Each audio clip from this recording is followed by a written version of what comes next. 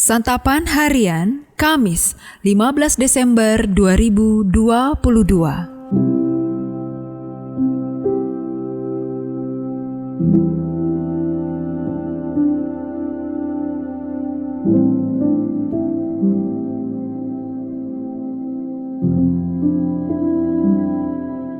Inilah program Santapan Harian, sebuah program yang mengajak Anda menelusuri isi Alkitab, agar Anda menemukan makna firman Tuhan sesuai dengan konteksnya. Santapan Harian tertuju bagi Anda yang ingin memiliki kehidupan rohani yang segar, kuat, dan sigap. Hari ini kita akan membaca Nehemia pasalnya yang ke-7.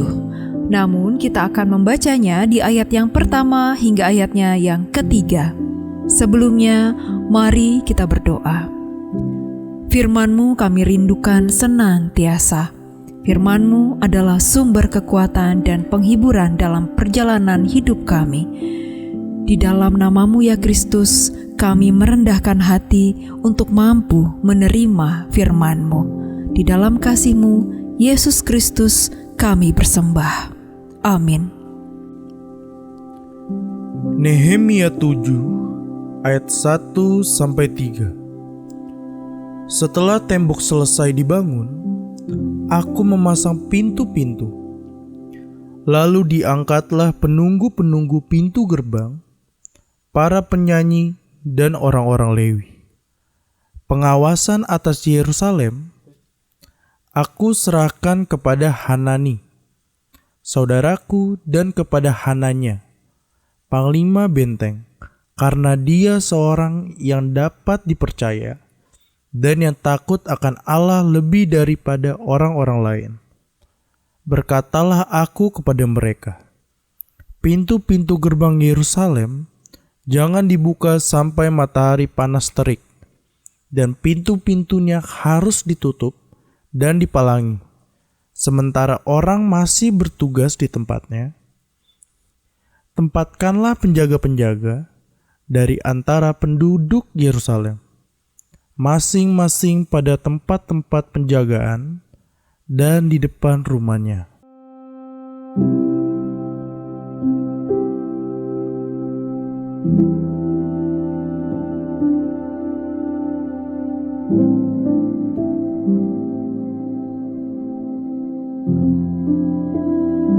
Sahabat Santapan Harian, ibadah kepada Allah adalah tujuan utama dibangunnya kembali tembok Yerusalem, bukan kemegahan kota secara fisik, keamanan, ataupun kesejahteraan semata.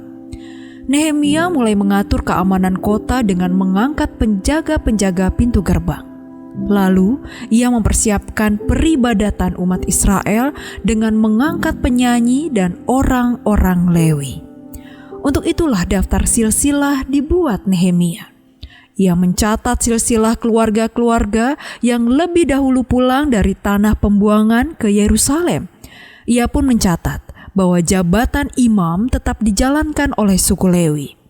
Searah dengan itu, dibutuhkan perlengkapan untuk ibadah, dan dengan sukarela rakyat memberikan sumbangan, baik berupa emas maupun kain. Sebelumnya telah kita lihat bagaimana mereka bertekun dalam doa dan bertahan menghadapi ancaman. Mereka pun kelelahan. Setelah selesai, kini mereka memberikan harta mereka bagi bait Allah dan para imam untuk kelengkapan ibadah yang akan dilakukan. Dalam kondisi yang membutuhkan adaptasi dan banyaknya kebutuhan yang harus dipenuhi, mereka tetap memberikan persembahan bagi Allah. Pemimpin dan rakyat bersama-sama membawa milik mereka dan mempersembahkannya kepada Tuhan.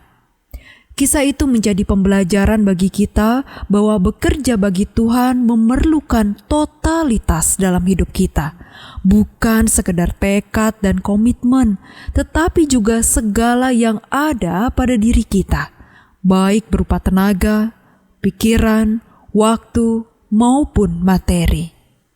Memberi dalam masa sulit bukanlah hal yang ideal dan gampang. Kita tak bisa merasa puas dan bangga karena sudah memberikan tenaga, uang, atau bantuan lainnya. Kita perlu belajar.